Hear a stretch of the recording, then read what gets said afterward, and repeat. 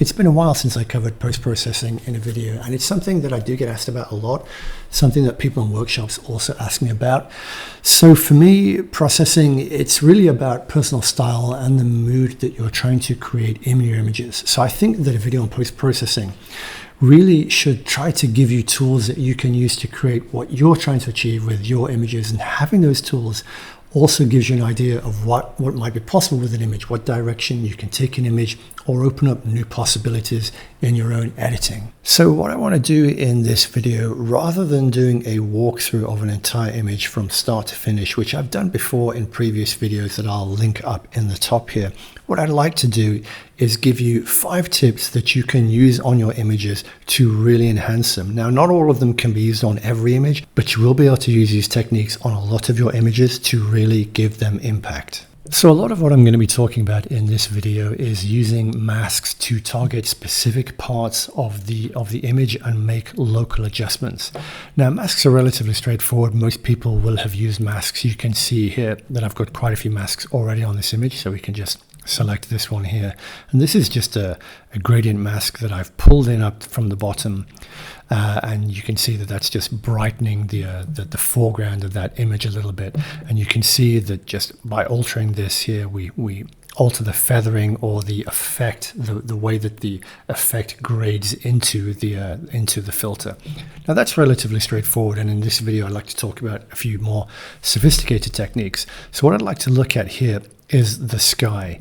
Now the sky here is really quite bright and needs darkening down. The reason that it's so bright is because I was doing a very long exposure, and I wanted to really blur the clouds, so I did it in one exposure. So what we would typically do here is just select sky. So we just go to select sky.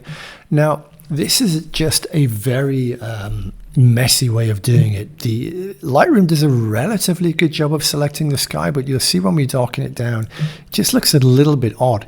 And that's because when a sky darkens, we don't have this kind of constant level of tonal value from the top to the bottom, which is what the mask, if you press O here, you can see the mask, which is what the mask gives us. It's darkening this bit of the sky just as much as it is darkening the top bit of the sky, which gives it this really kind of fake, unnatural look. So let's just double click on this to undo that. So what I always do with skies is when you've selected the sky, you go to the 3 dots next to it here and intersect the mask with a linear gradient. So now I'm going to draw a linear gradient on the sky here. So let's feather it by pulling that out a little bit, and then just pull that down to here. So what you can see now is in the sky that we've got selected, if we pull this down, you can see that the mountain still isn't covered.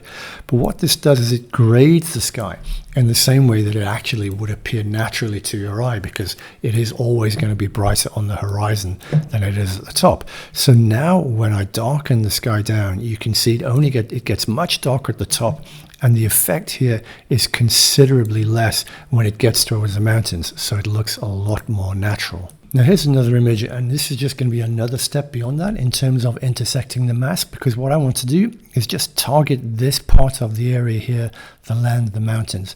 So again, I'm going to create a mask and I'm going to select sky. This time what I'm going to do is invert that, and what that does is it selects everything except the sky. But I really don't want to do anything to the foreground. So now I've inverted it. Again, I'm going to go here, I'm going to intersect the mask with a linear gradient, and again we'll draw down from about here. Let's just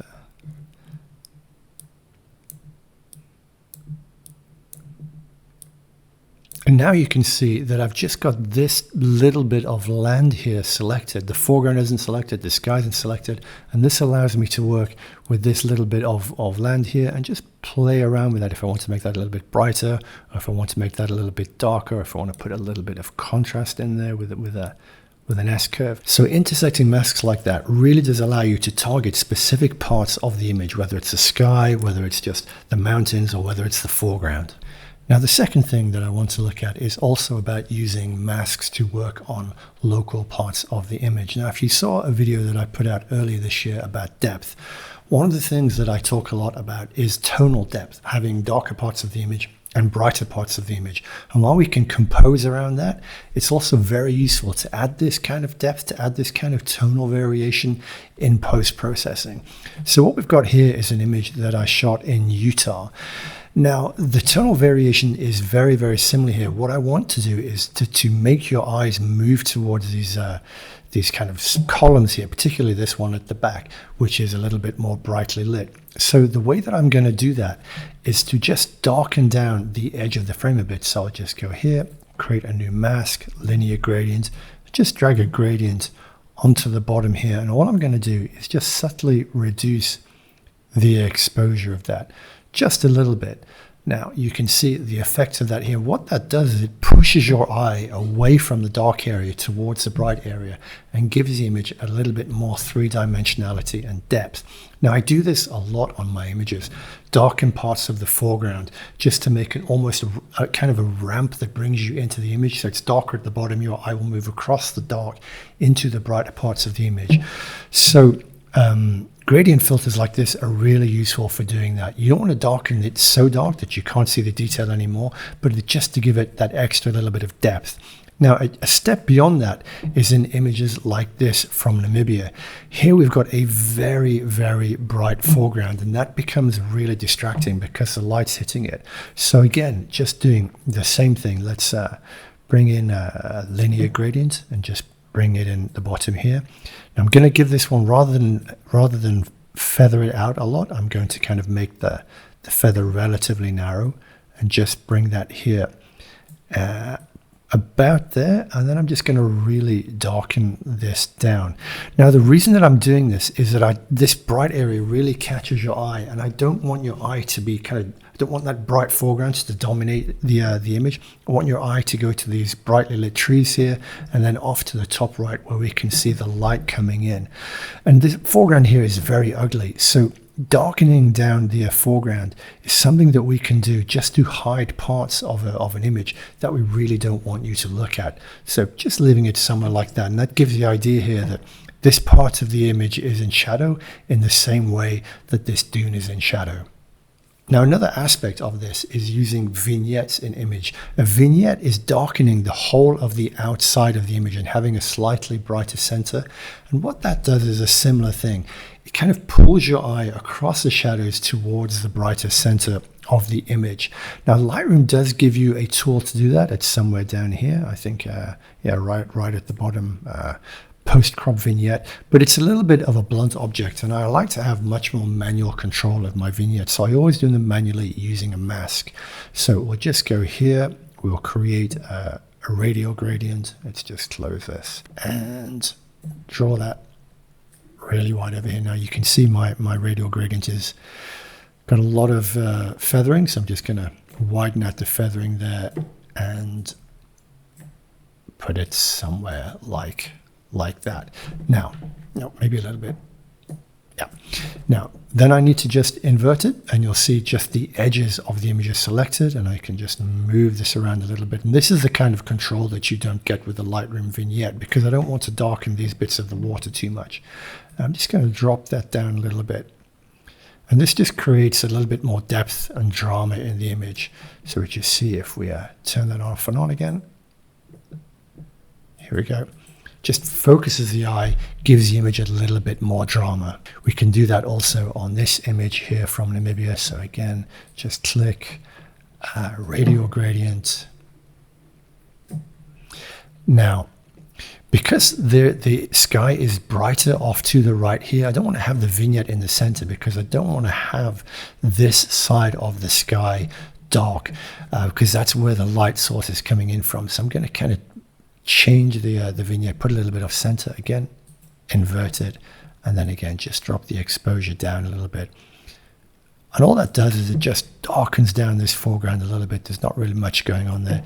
Darkens down the left of the image and just gives the image a little bit more depth, gives it a little bit more drama. Now it's the same with this image here. You can see that there's a light source off to the left, so this part of the image shouldn't be darkened at all. The darkness should be in the foreground and over here on the right.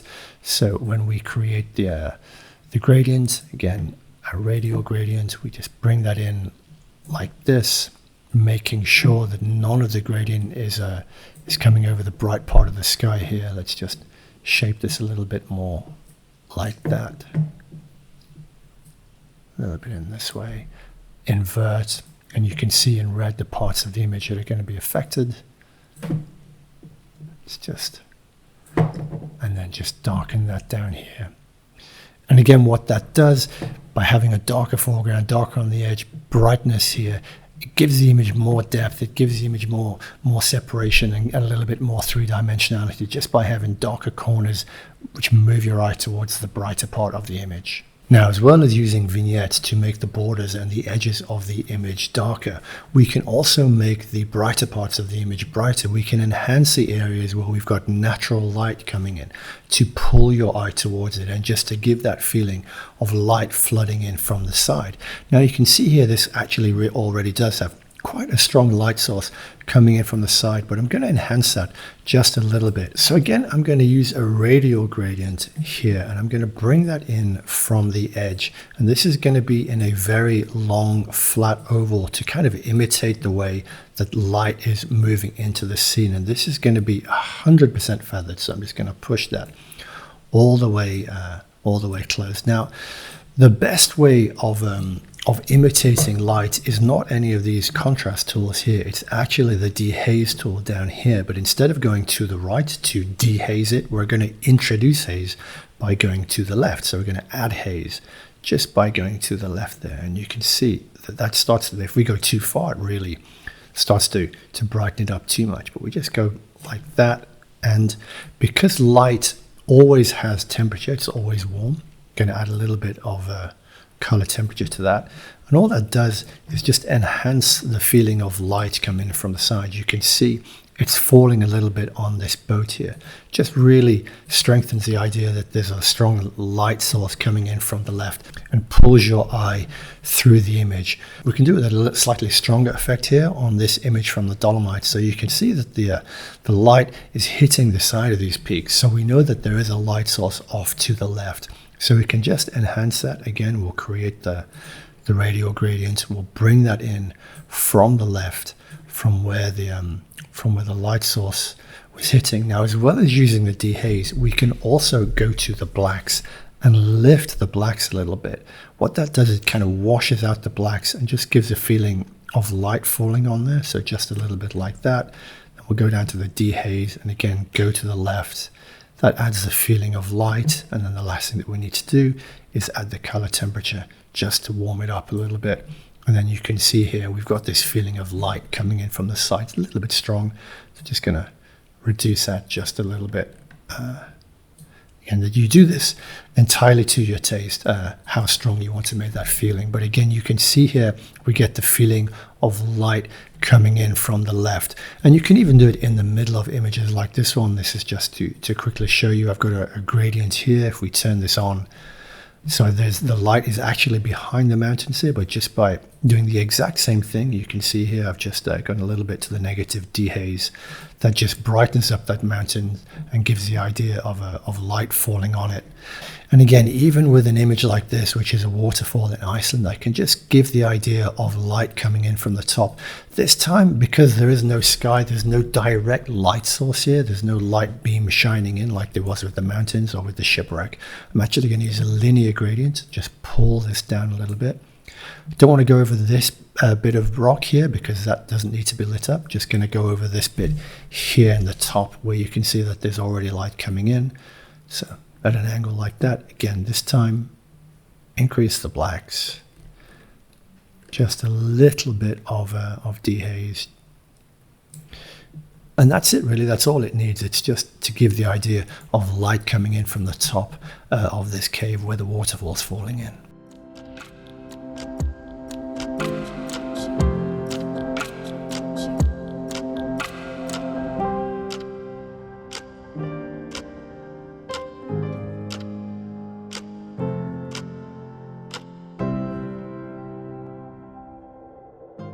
Now, this next technique is an extension of the previous one in using haze to enhance an image, using the negative dehaze to really bring out the light.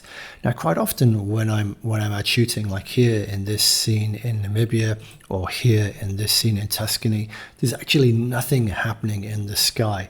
Now, sometimes you can compose to remove sky from the image, but sometimes that's going to make things feel a little bit cramped, like it would do here. All these mountains would feel a bit cramped. I wanted to have the sky in, but the sky really doesn't give you anything. It's not adding anything to the image. It's just bright white.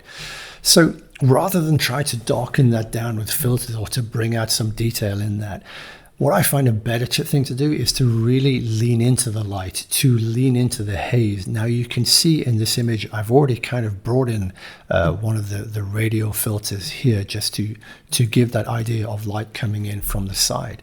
But what I'm going to do is actually add another a gradient filter to the top here. You can see where the light's shining. I'm just going to put the gradient filter on top of that to basically imitate where the light is, and just do the same thing with the dehaze tool, which is down here. Go to the left and just add a little bit there, maybe lift the blacks. I don't think that's necessary.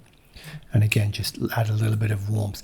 So rather than try to get rid of the fact that there's nothing happening in the sky, you lean into that and make it actually a feature of the image. Just really lean into the light coming into the sky. This is the same thing here. Again, you can see I've used a radial filter here to bring in light from the left, as in the previous technique that I showed you. I've also darkened down the foreground here, which I talked about earlier in the video, just to kind of enhance that shadow and give you a ramp going into the image. But the sky here is a little bit yellowy, washed out, so I'm just going to really lean into the hazy scene, because there's a lot of haze already in this scene.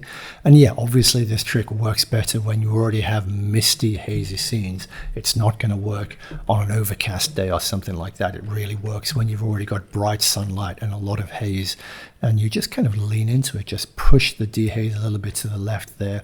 Again, give that a little bit of warmth and just make the light an actual feature. Now, you have to be careful not to clip the highlights. I've not clipped anything here, but it just makes the sky work better than this kind of nothing going on, really just leaning into the light. This is another example from the Dolomites here. You can see there's a lot of mist in the scene. There's light beams coming around, but your eye actually gets a little bit distracted by this area at the back. Now, I did originally compose to cut this off, but I found that the top of the frame was cutting through the hill here, and I really wanted to have these trees and light beams.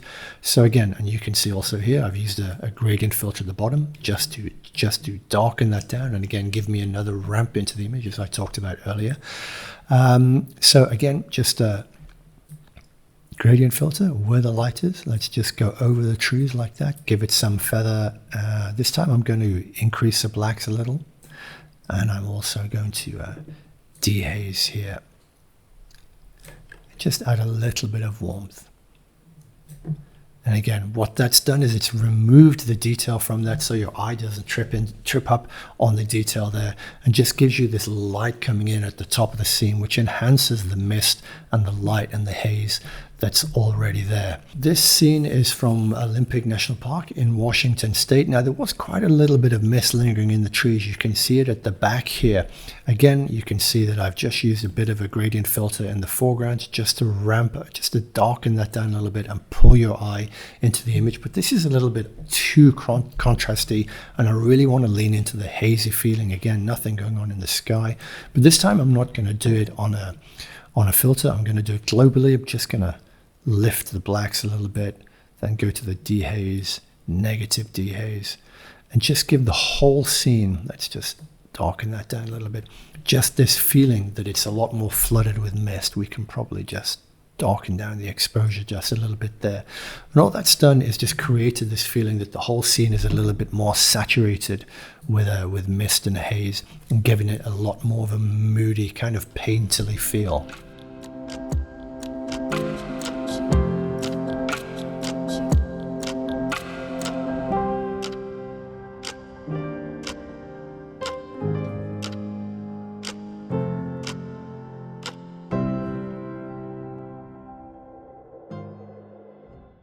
Now, this last technique that I want to show you isn't about contrast or tonal variation or light. This is just about color and bringing out the best in sunrises and sunsets and getting really nice colors. So you can see here, this is just after sunrise in Torres del Paine in Patagonia.